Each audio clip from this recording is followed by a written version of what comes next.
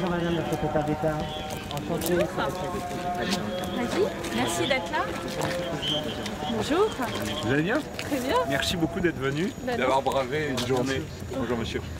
Une journée d'action. Bonjour. Nous avons prévu un...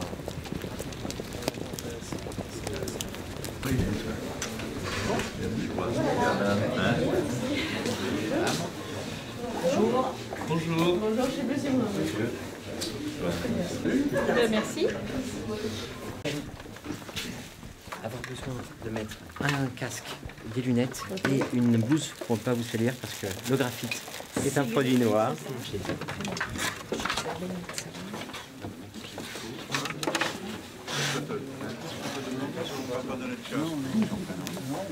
Bon voyage. Bon voyage. Retardé, l'avion a du retard. Non. C'est ça qu'on a un peu retardé.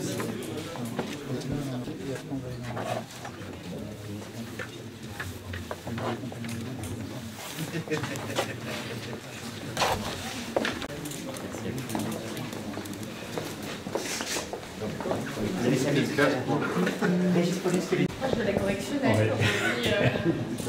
Voilà, donc la R&D à Carbone Savoie, c'est déjà, on va rentrer un peu dans le sujet des ressources. On est une équipe de 19 personnes, dont un maximum, donc 100%, parce que je dis, on n'est pas à l'équité, mais un chiffre d'affaires qui était, un investissement R&D qui a été maintenu constant au fil des années, quoi qu'il arrive pour l'activité de la société, environ 2 millions d'euros. Notre marché a livré un produit à 100% propre, exempt de tout produit CMR. Voilà. On a mis 10 ans de recherche. Après, bon, on a été rattrapé, mais en 2018, on a fait la bascule. Tous nos produits.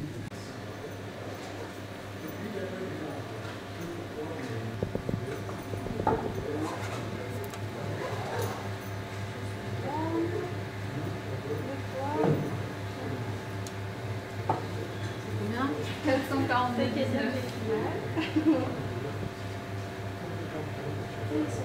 Voilà. À peu près 70 kg de graphite dans les batteries. Ouais. C'est énorme. C'est des quantités. 6 packs de batteries, voilà. Là où il y en a. Nous, on a déjà, qu'est-ce qu'on a fait en termes de ressources? On a embauché un jeune ingénieur l'année dernière qui sortait du CE Alitaine. On s'est inséré dans tout un réseau qui existe dans la région.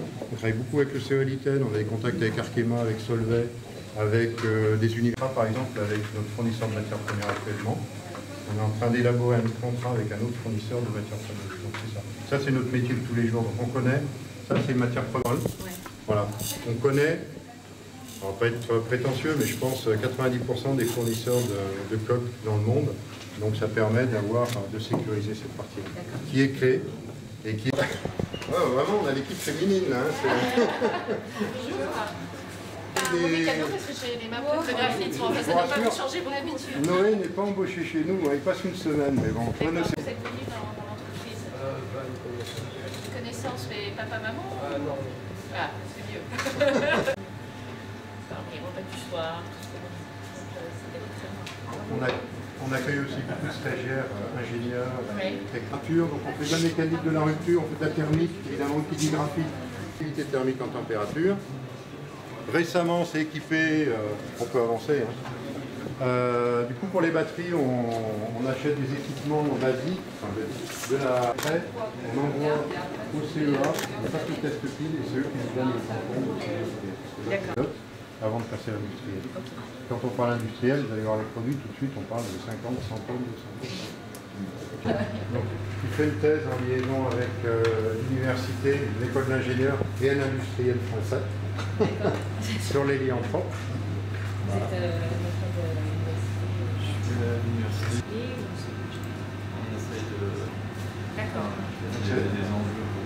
C'est la continuité de ce que je vous ai semblé. Sur une partie on l'a fait, maintenant il faut le faire sur le reste.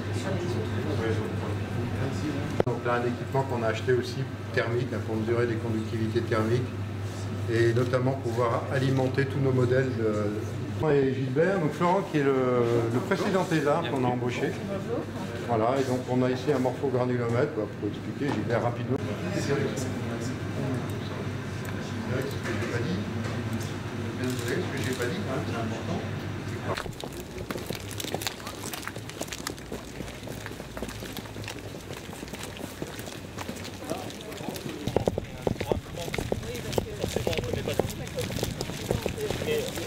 qu'on fait, on se forme pas mal. Vous avez... Il y a un enjeu sur l'hydrogène ou pas? Dans les 15-20 prochaines années. Ensuite, il y aura la génération future avec le pile à hydrogène. Peut-être. Parce que tout ça va être des technologies qui vont se battre les Se mettre en concurrence, peut-être se complémenter. Exactement, ça ne sera pas forcément.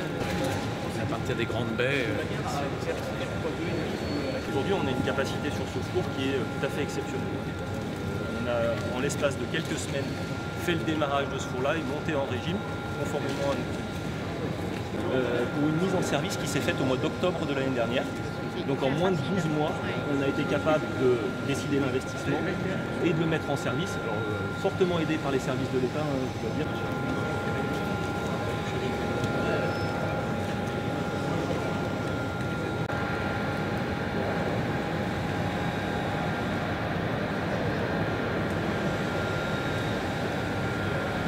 Ça pose un certain nombre de challenges. Très discipliné.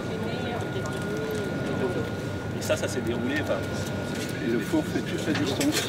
le four, l'autre partie continue.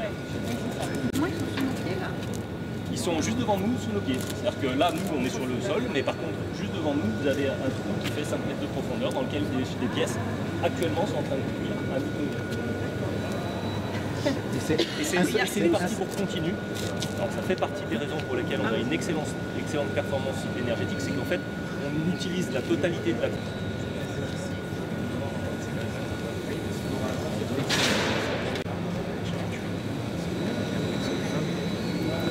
Et puis tout ce qui est système de supervision, parce que tous les actionnaires, toutes les rampes de cuisson, toute la supervision qu'on va aller voir tout à l'heure. Du coup, vous allez monter en supervision, vous êtes plus intégré, numérisé, vous aviez déjà quelque chose d'assez... Alors, vous allez voir tout à l'heure, mais 3000 degrés, c'est l'étape d'après, c'est la gravitation. Et ça se fait sur notre four aussi, il faut savoir. Vous pensez aux batteries électriques européennes, c'est graphite décarboné. Vous êtes en hydroélectrique ou vous êtes tout dedans? La gravitation, elle est faite avec de l'énergie électrique, c'est très consommateur d'énergie.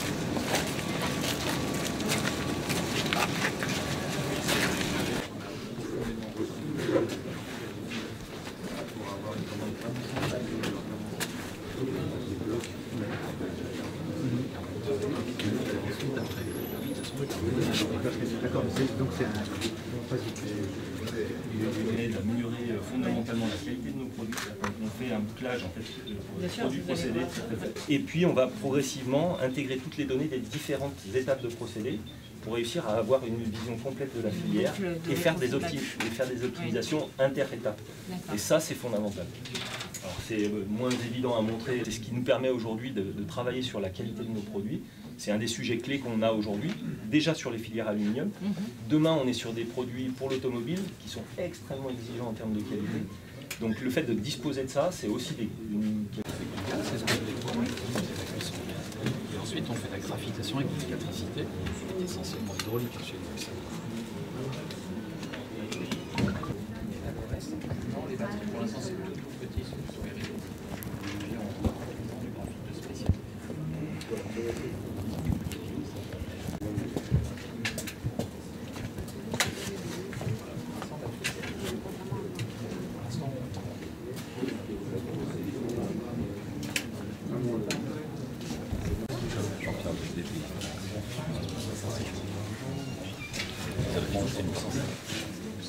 En sens inverse. Pardon. Ouais. Excusez-moi.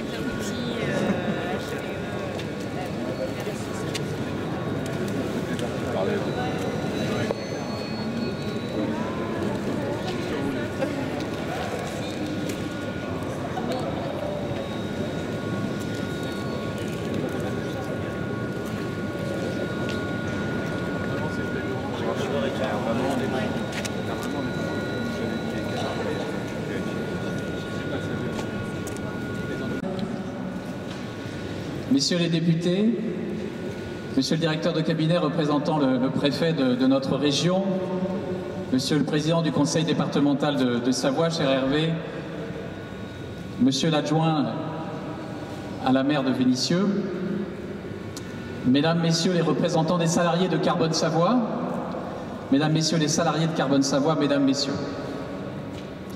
Madame la ministre, c'est un honneur pour nous, pour notre entreprise, pour ses salariés, de vous accueillir aujourd'hui chez Carbone Savoie. C'est une fierté aussi. Vous venez dans cette entreprise après 4 années d'efforts pour la redresser, des efforts de tous, des efforts des actionnaires, des efforts de la direction, des efforts de tous les salariés, de toutes les parties prenantes également de l'entreprise qui ont soutenu ce redressement, et notamment des services de l'État qui sont là aujourd'hui et que je veux saluer, la DREAL, la Direct, qui nous ont aidés à la fois dans le redressement de l'entreprise et dans la réalisation de ce magnifique investissement que vous venez de visiter. Il y a 5 ans, cette entreprise était condamnée. Elle était condamnée par son actionnaire, elle était condamnée évidemment par ses concurrents. Mais ça, c'est pas une surprise. Pour l'actionnaire, c'est un peu plus ennuyeux. Elle a été redressée grâce à un dialogue social permanent, performant, transparent. Plus d'une dizaine d'accords d'entreprise ont été signés pendant cette période de 4 ans. Et encore récemment, notre négociation annuelle sur les salaires a fait l'objet d'une signature avec les représentants des salariés, et je les remercie. Ces efforts ont été annoncés dès le départ, ils ont été acceptés car ils ont été partagés équitablement entre tous. Les salariés, la direction, les actionnaires, les membres du conseil de surveillance, tout le monde a partagé ces efforts le plus équitablement possible. C'est aussi 40 millions d'euros d'investissement sur une période de 4 ans, ce qui est très considérable pour Carbone Savoie, et il faut le dire avec humilité, un marché qui s'est retourné en notre faveur. Il faut aussi parfois un petit peu de chance. Et je voudrais le dire ici très sincèrement, il n'y a pas de limite au dialogue social, il n'y a pas d'alternative au dialogue social, et les solutions les plus durables viennent toujours du terrain, de vous, mesdames, messieurs, et rarement des consultants, je le dis même rarement de la direction, et nous ne croyons pas chez Carbone Savoie ni à la femme ni à l'homme providentiel.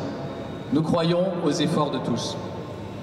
Alors cette entreprise, certes, s'est redressée, mais elle doit regarder l'avenir avec optimisme et avec ambition.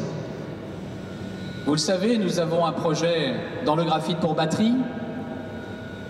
Le combat continue chez Carbone Savoie pour ce projet, car sur nos produits traditionnels, nous sommes malheureusement souvent distancés en termes de compétitivité, malgré tous nos efforts, malgré cet investissement formidable.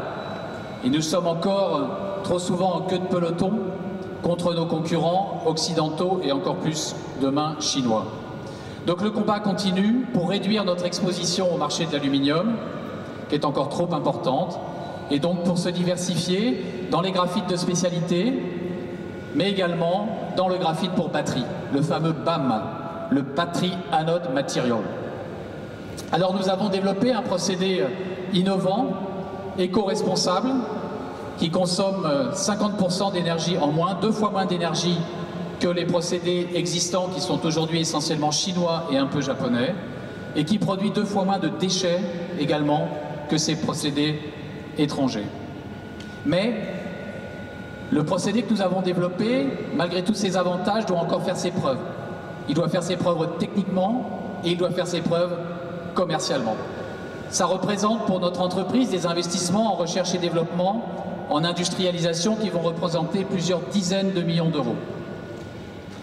C'est bien sûr inaccessible pour Carbone Savoie toute seule et sans une aide financière importante de l'État et de la région, nous ne parviendrons pas à rassembler les fonds nécessaires pour réussir cette diversification dans le graphite pour batterie.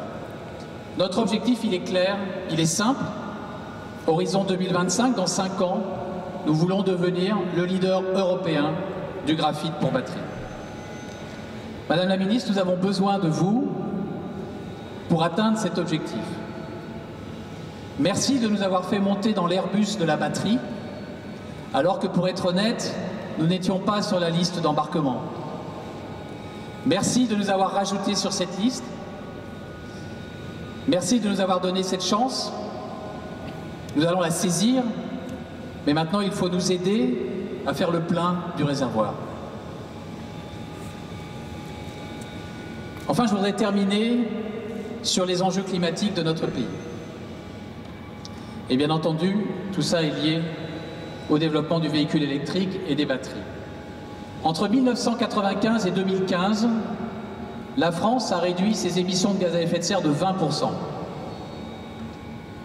Malheureusement, dans le même délai, elle a aggravé son empreinte carbone de 11%.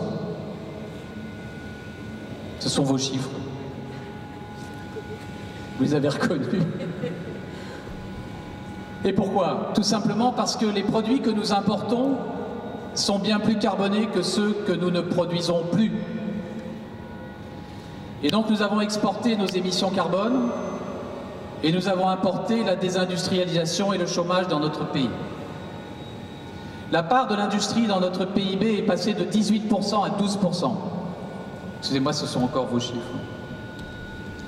Madame la ministre, notre pays doit changer de logiciel et je sais que vous en êtes consciente et que nous sommes engagés dans cette voie. L'Europe, puisque c'est d'elle qu'il s'agit, doit mettre en place d'urgence un mécanisme d'ajustement carbone à ses frontières, par étapes, en suivant les chaînes de valeur, c'est-à-dire en commençant par les matières premières, puis les biens intermédiaires, puis les produits finis, parce que c'est compliqué. Et donc on va commencer par le plus simple. C'est la seule chance de réindustrialiser notre pays. C'est la seule chance de reprendre le contrôle de notre empreinte carbone. Et enfin, c'est un facteur d'attractivité essentiel pour nos métiers industriels. Et notamment pour les femmes qui sont si peu et trop peu nombreuses ce matin. Heureusement que vous êtes là, Madame la Ministre, mais je vois quelques salariés femmes de notre entreprise que je salue, bien évidemment. Parallèlement, notre pays doit favoriser l'émergence d'un véritable yucca du carbone. Chaque Français doit savoir le contenu carbone du véhicule qu'il achète et pouvoir le comparer aux autres. Et de même pour tous les biens d'équipement ou de consommation qu'il achète tous les jours. L'engagement climatique croissant de nos concitoyens et votre volonté politique peuvent permettre à la France de redevenir le grand pays industriel qu'elle fut. Merci.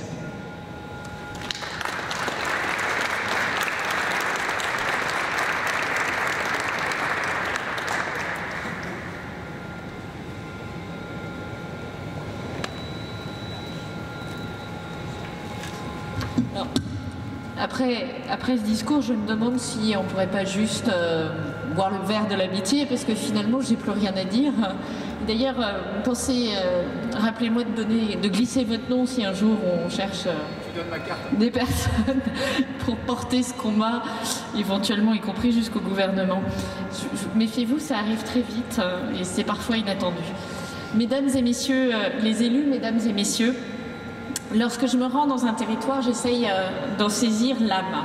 Aujourd'hui, à Vénissieux, j'ai pu remarquer que l'histoire de la ville se caractérise par deux choses antithétiques sur le papier, l'industrie et je crois les fleurs.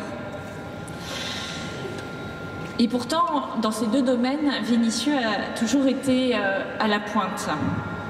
On y développe l'industrie automobile, la fabrique du graphite, on est même dans un endroit qui est au plus haut standard du marché mondial et en même temps, on y a inventé la rose vénitiane qui fait que la ville est une des plus fleuries de France puisqu'on est assez fiers de cette invention. Ce rapprochement entre industrie lourde et horticulture, qu'il soit voulu ou non, est tout un symbole. Il montre que l'environnement et la production, loin de s'opposer, doivent être pensés conjointement. Et je crois que C'est cet objectif qui anime l'activité de Carbone Savoie ainsi que beaucoup d'entreprises de taille industrielle française, de taille intermédiaire industrielle française. Grâce à l'extension de ce four que nous inaugurons aujourd'hui, non seulement on double la capacité de cuisson, non seulement on baisse les coûts de 20%, mais surtout on diminue de 35% la consommation de gaz. Ce sont vos chiffres. C'est bon pour la compétitivité de Carbone Savoie, tout en étant meilleur pour l'environnement, et c'est toute la logique que nous souhaitons développer dans le cadre du pacte productif sur lequel je reviendrai. Je tiens à remercier les élus ainsi que les administrations locales d'avoir soutenu ce projet. Vous l'avez très bien dit, ce projet il a été conduit dans un délai extrêmement réduit. Il a été fait en très bonne intelligence avec les élus du territoire et avec les administrations. Et c'est exactement ce type de projet que nous voulons développer. Parce que nous avons collectivement des exigences environnementales, nous avons collectivement un devoir de transparence et d'exigence vis-à-vis des Français. Et nous devons également être capables de concilier l'écologie et l'économie, l'emploi et la lutte contre le réchauffement climatique. Cet investissement il est exemplaire de ce que le gouvernement veut réaliser pour l'industrie française. L'histoire de Carbone Savoie, vous l'avez très bien rappelé, elle est emblématique de l'action de reconquête industrielle que nous devons mener. Ancrer notre outil de production en France, créer des emplois et en même temps permettre cette transition écologique et énergétique parce qu'aujourd'hui, c'est un constat. La France produit en étant plus sensible aux enjeux environnementaux que plein d'autres pays. Et donc il est absurde, absolument absurde, d'importer de l'étranger des produits qui sont à lourd contenu environnementaux et de fermer ici en France les usines. En 2015, Carbone Savoie était sur le point de fermer, comme beaucoup d'autres entreprises qui ont subi de plein fouet la désindustrialisation de la France. Grâce à un nouvel actionnaire en 2016, Allandia Industries et d'un nouveau dirigeant, Carbone Savoie a su remettre la compétitivité et l'innovation au cœur de son projet et l'entreprise a su se redresser. Et d'ailleurs, vous avez reçu en 2019 le prix Ulysse du meilleur retournement décerné par l'Association pour le retournement des entreprises, cérémonie à laquelle j'ai participé. Et c'est intéressant aussi de voir cette capacité à rebondir. C'est quelque chose auquel nous croyons profondément. Nous croyons profondément que des entrepreneurs qui ont échoué sont des entrepreneurs qui sont capables de réussir derrière parce qu'ils ont appris. Et qu'il est parfois beaucoup plus fort d'avoir échoué pour mieux réussir que d'être juste tout neuf dans un métier. Depuis 2017, nous avons engagé une politique de réforme pour améliorer la compétitivité de nos entreprises et accroître leur attractivité. Nous avons baissé les charges de manière pérenne et nous voulons baisser les impôts de production. Nous avons investi dans l'innovation et nous sanctuarisons le crédit impôt recherche et vous disiez que vous en bénéficiez de manière très régulière. Pour faire face aux changements majeurs qui modifient notre outil de production, nous avons amélioré les dispositifs de formation parce que l'objectif, c'est qu'à chaque fois qu'un emploi est créé, on doit pouvoir trouver la bonne personne pour l'occuper. Et aujourd'hui, on sait très bien qu'un des obstacles au développement de l'industrie, très paradoxalement, c'est l'absence de candidats et la difficulté à recruter. Ce n'est pas le fait d'aller prendre des commandes. Et ça, c'est pour une économie où le taux de chômage, même s'il a beaucoup baissé, reste encore élevé. Là aussi, ça paraît être un très cruel paradoxe. Comme Carbone Savoie a su renouer avec le succès, toutes ces actions ont eu des résultats positifs. Je vais les rappeler parce qu'il est parfois bon de regarder le verre à moitié plein. On a créé 700 000 emplois en France ces 3 dernières années. 700 000 emplois. Et c'est ça qui fait baisser le chômage. Ce n'est pas le fait que les gens partent à la retraite. La création d'entreprises, elle a augmenté de 40% en France. Et les défaillances d'entreprises ont diminué de 13%. Donc, notre pays progresse, notre pays prend confiance en lui. La France est également la première destination pour les projets industriels, logistiques et de R&D en Europe pour les investisseurs étrangers. Et ça, c'est très intéressant parce que les investisseurs étrangers, ils ne sont pas très émotionnels, ils vont là où ça marche.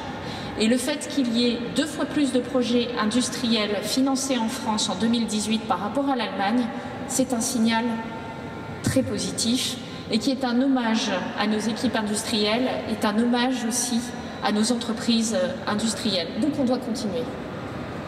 Cette reconquête, elle est guidée par un principe, c'est les territoires. Je pense que je crois en des territoires qui produisent, pas en des territoires qui se vident, comme on l'a vu ces dernières années. Et des territoires qui se vident, c'est ce qui crée ces crises sociales et cette perte de confiance des Français dans leur économie, dans leur territoire, cette perte de richesse, ces déséquilibres qui sont inadmissibles. C'est pour ça que nous avons fait des territoires aussi le cœur de notre reconquête industrielle, notamment au travers d'une action territoire d'industrie qui vise au fond à faire ce que vous faites ici.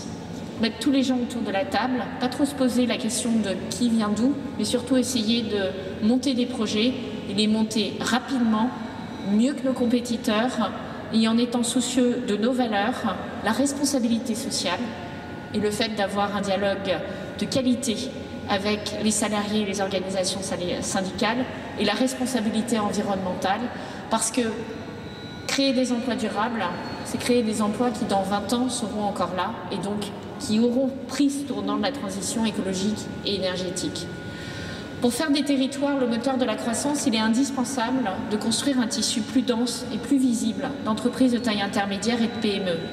Parce que là aussi, on a beaucoup travaillé parce qu'on a en France des grands groupes qui sont exceptionnels, et c'est très bien, très content de ça.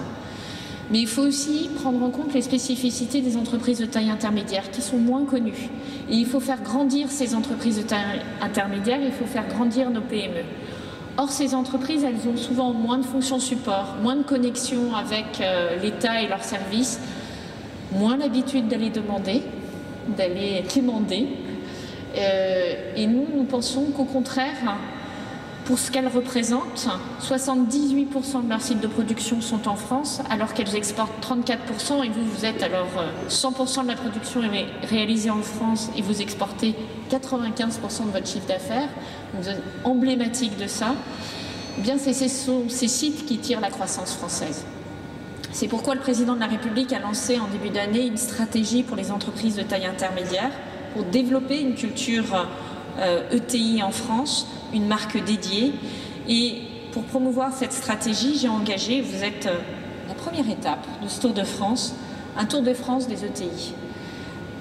Alors, je suis allée à Parthenay chez Lizzie Aerospace, mais pour la première fois aujourd'hui, on va réunir, non seulement on va visiter et montrer ce que c'est qu'une entreprise de taille intermédiaire qui est leader mondial finalement, un des leaders mondiaux de son marché, qui exporte, qui réussit, qui fait grandir ses salariés et qui participe à la transition écologique et énergétique. Mais on va surtout vous réunir cet après-midi pour mieux travailler ensemble, vous dire tous les outils dont vous pouvez disposer et auxquels vous avez droit, que ce soit pour exporter, que ce soit pour former vos équipes, que ce soit pour accompagner la transition numérique, que ce soit pour accompagner la transition écologique, que ce soit pour simplifier les formalités administratives. On en entend souvent parler.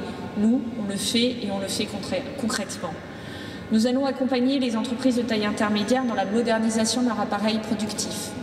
On va accompagner 10 000 diagnostics numériques sur le territoire. Il faut savoir que vous avez 33 000 en France, 33 000 PME industrielles. Il y en a déjà 5 000 qui ont fait l'objet d'un diagnostic. 10 000 de plus, ça veut dire que la moitié des entreprises auront bénéficié de ce diagnostic. Et nous avons étendu ce dispositif aux entreprises de taille intermédiaire parce que nous estimons qu'elles doivent être les premières à en profiter pour celles qui n'ont pas encore cette culture. Les gains de productivité de l'usine du futur, et vous en êtes un bon exemple, c'est 30% dans certaines usines. 30%, ça veut dire que c'est une ruse de l'histoire dans des usines ou dans un pays où les coûts en général sont plutôt plus élevés que nos concurrents.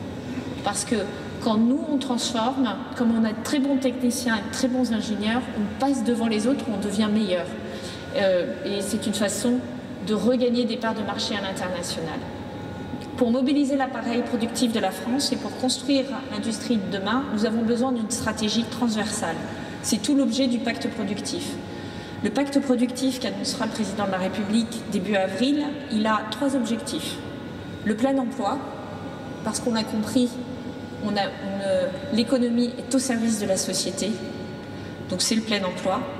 Le deuxième élément, c'est la décarbonation de l'économie, parce que si on veut que ce plein emploi soit durable, il faut avoir fait de la transformation.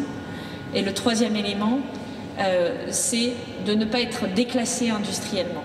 Et c'est exactement ce que vous faites. Et vous le montrez d'ailleurs, vous dites il y a 2 ans, en 2018, on était les premiers à.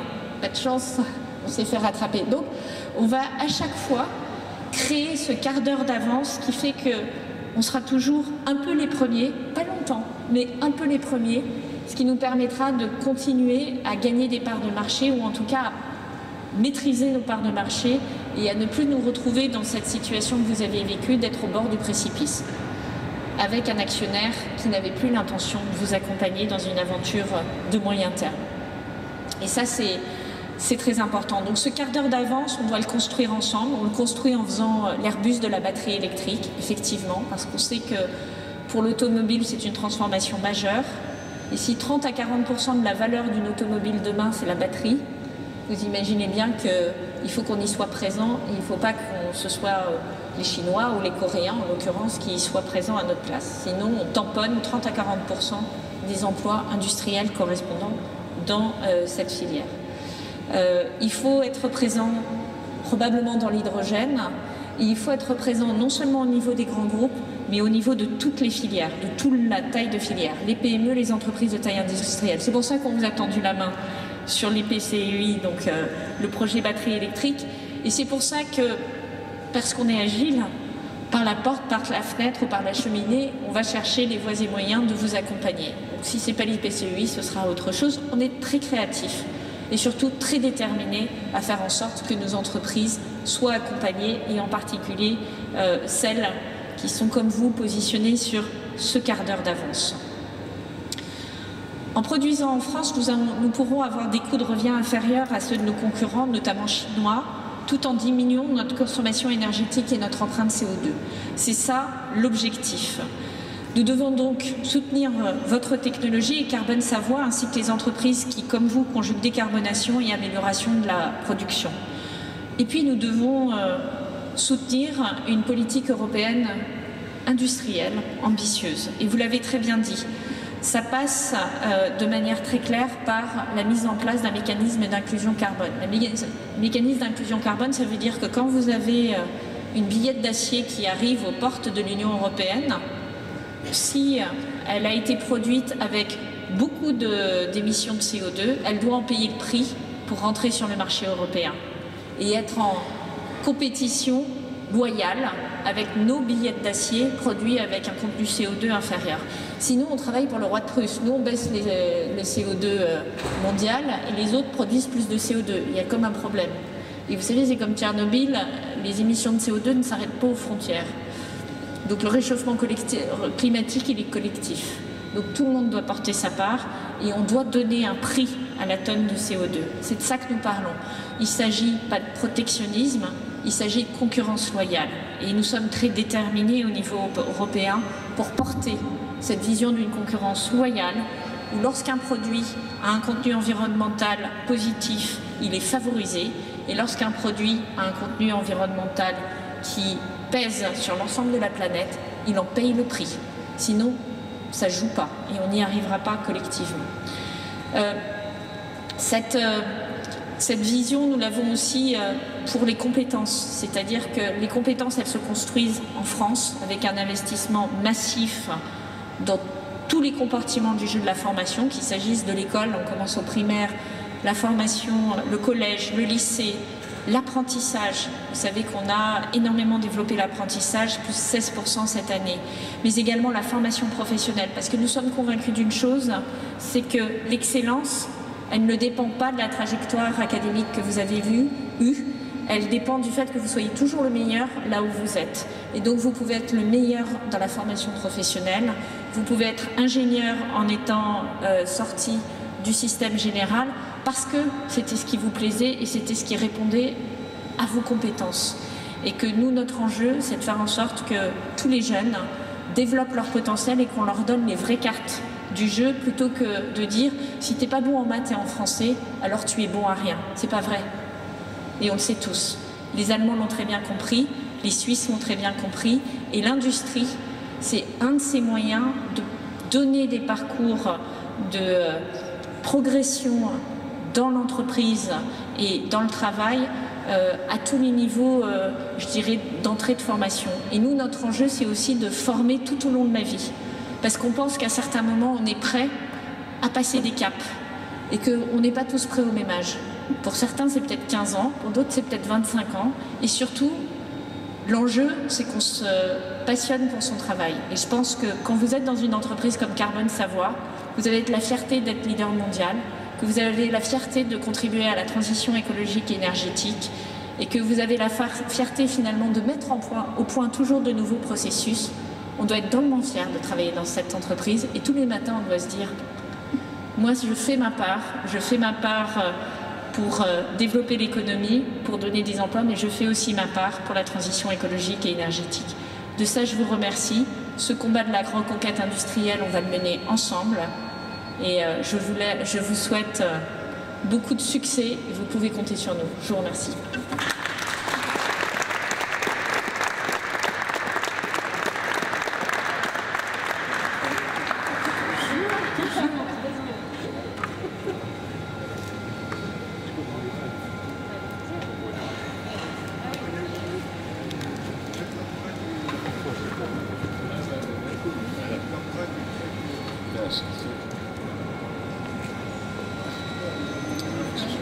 Merci. J'espère que vous avez